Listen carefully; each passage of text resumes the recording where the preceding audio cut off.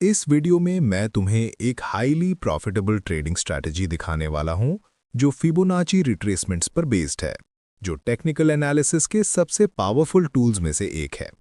तुम सीखोगे कि फिबोनाची रिट्रेसमेंट लेवल्स को चार्ट पर सही तरीके से कैसे ड्रॉ करना है, उन लेवल्स के आधार पर हाई प्रोबेबिलिटी ट्रेड एंट्रीज कैसे स्पॉट करनी है और प्रॉफिट मैक्सिमाइज करने के लिए बेस्ट एग्जिट पॉइंट्स कैसे डिटर्मिन करने हैं। अगर ये तुम्हें इंटरेस्टिंग लग रहा है तो वीडियो को लाइक करो और चैनल को सब्सक्राइब करके बेल आइकन जरूर दबाओ ताकि हर नए वीडियो की अपडेट तुम्हें मिलती रहे। चलो शुरू करते हैं बेसिक्स से। सबसे पहले बात करते हैं आखिर फिबोनाची रिट्रेसमेंट्स होते क्या हैं। सिंपल वर्ड्स में कहें तो फिबोनाची रिट्रेसमेंट्स ऐसे स्ट्रेटेजिक प्राइस लेवल्स होते हैं जो फिबोनाची सीक्वेंस से निकाले जाते हैं और इनका यूज पुलबैक के एंड को प्रिडिक्ट करने के लिए किया जाता है। ये लेवल्स एक टूल से बनाए जाते हैं जिसे फिबोनाची रिट्रेसमेंट टूल कहा जाता है। अब तुम्हारे मन में सवाल होगा कि हमें ये टूल क्यों यूज करना चाहिए पुलबैक स्पॉट करने के लिए।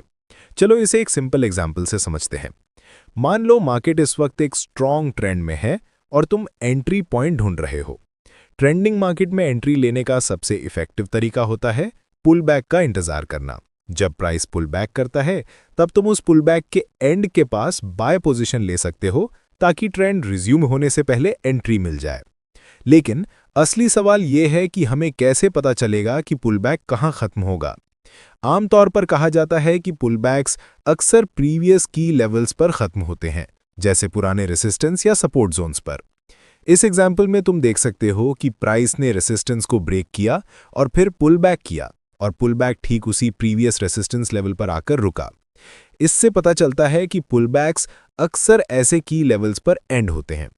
लेकिन क्या होगा अगर चार्ट कुछ ऐसा दिखे जहां प्राइस पुलबैक तो करे लेकिन कोई प्रीवियस की लेवल मौजूद ही ना हो? तब हमें कैसे पता चलेगा कि पुलबैक कहां खत्म हो सकता है? यही जगह है जहां फिबोनाची रिट्रेसमेंट काम आता है। जब तुम फिबोनाची रिट्रेसमेंट टूल को चार्ट पर अप्लाई करते हो तो ये अपने आप फिबोनाची सीक्वेंस के आधार पर की लेवल्स ड्रॉ कर देता है। इस एग्जांपल में तुम देख सकते हो कि प्राइस ने उन्हीं में से एक लेवल को टच किया और फिर अपवर्ड रिवर्स हो गया। तो ट्रेडर्स के बीच ये बात अच्छी तरह से जानी जाती है कि प्राइस अक्सर फिबोनाची लेवल्स को रिस्पेक्ट करता है। अब मैं तुम्हें स्टेप बाय स्टेप दिखाने वाला हूं कि इस टूल को चार्ट पर कैसे अप्लाई करना है और इसे यूज करके हाई प्रोबेबिलिटी ट्रेडिंग सेटअप्स कैसे आइडेंटिफाई करने हैं। अगर तुम ट्रेडिंग व्यू यूज कर रहे हो तो फिबोनाची रिट्रेसमेंट टूल तुम्हें यहीं मिलेगा। बस उस पर क्लिक करो और फिबोनाची रिट्रेसमेंट सिलेक्ट कर लो। शुरू करने से पहले ध्यान रखना कि वही एग्जैक्ट सेटिंग्स यूज करो जो मैंने यहां यूज की हैं, ताकि तुम्हारे लिए फॉलो करना आसान हो जाए। अब इस टूल को चार्ट पर अप्लाई करने के लिए पहला स्टेप है मार्केट ट्रेंड को क्लियरली आइडेंटिफाई करना। जैसे इस एग्जाम्पल में हम साफ देख सकते हैं कि मार्केट अपवर्ड ट्रेंड में है।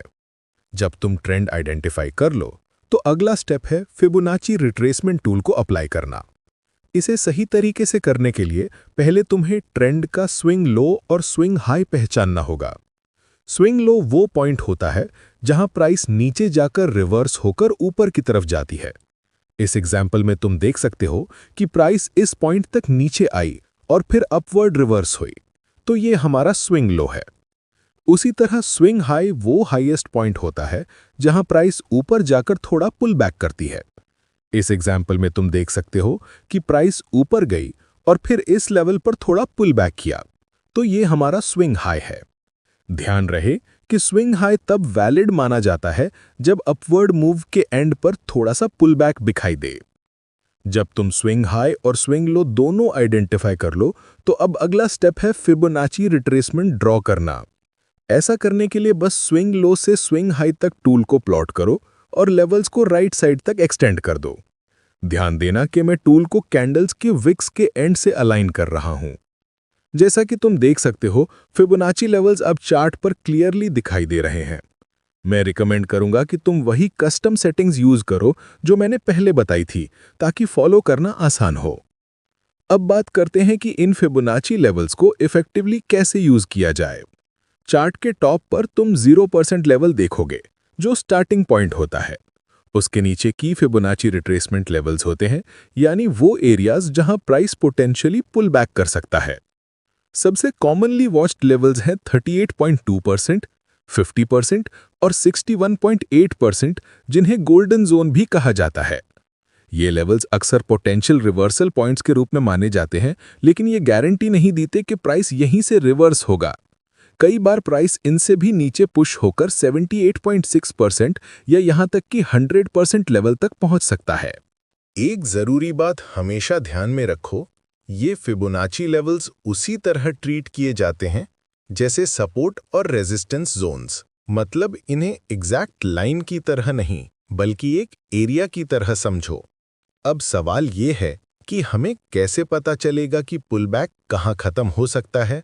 बिल्कुल वैसे ही जैसे हम नॉर्मल सपोर्ट और रेजिस्टेंस पर ट्रेड नहीं लेते सिर्फ इसलिए कि प्राइस ने उस लेवल को टच किया है। हमें कॉन्फर्मेशन का इंतजार करना पड़ता है प्राइस एक्शन देख के। चलो कुछ एग्जाम्पल्स देखते हैं ताकि समझ सकें कि इस स्ट्रैटेजी को रियल टाइम में कैसे अप्लाई किया जाए। जब तुम चार्ट पर आते हो तो सबसे पहला स्टेप है क्लियर ट्रेंड को ढूंढना।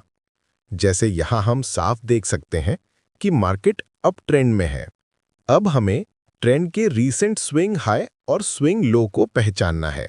यहां देखो, ये पॉइंट वो लोएस्ट लेवल है जहां प्राइस नीचे जाकर रिवर्स होकर ऊपर गई, तो ये हमारा स्विंग लो है।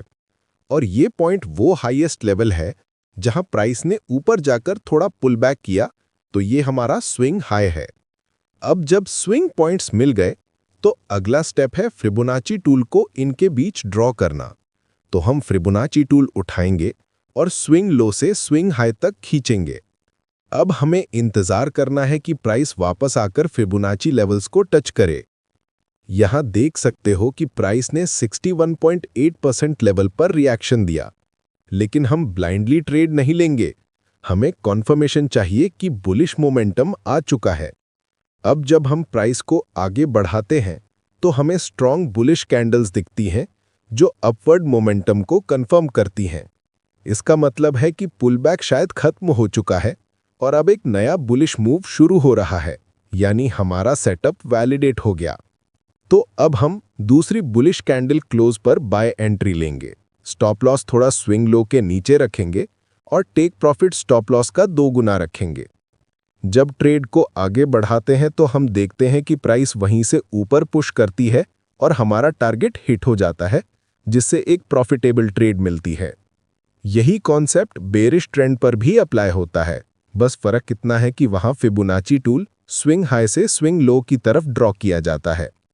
अगर तुम इस स्ट्रैटेजी को सही तरीके से फॉलो करते हो तो तुम कंसिस्टेंटली प्रॉफिट कमा सकते हो। अगर ये वीडियो तुम्हारे लिए हेल्पफुल रही हो तो लाइक बटन जरूर दबाओ, चैनल को सब्सक्राइब करो और नोटिफिकेशन बेल ऑन कर लो ताकि हर नए वीडियो की अपडेट तुम्हें मिलती रहे। मिलते हैं अगले वीडियो में, तब तक के लिए हैप्पी ट्रेडिंग।